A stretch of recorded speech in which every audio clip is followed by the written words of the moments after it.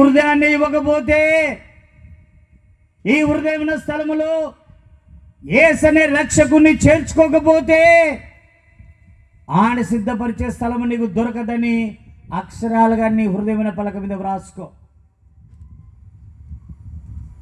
అది అవునో కాదో ఒకసారి మనం చూద్దాం. మత్తయి సువార్త 8వ అధ్యాయము 20, 21, 22 వచ్చిన భాగాలు మనం చదువుకుందాం. అందుకు యేసు నక్కలకు బొరియలను ఆకాశ పక్షులకు నివాసములను కలువు గాని మనుష్య కుమారునికి తలవాల్చుకొనుటకైనను స్థలము లేదని ఒక మానవుని హృదయాన్ని బట్టి ప్రభు మాట్లాడుతూ ఉన్నాడు. పైన మనం చదవలేదు, సమయం లేదని.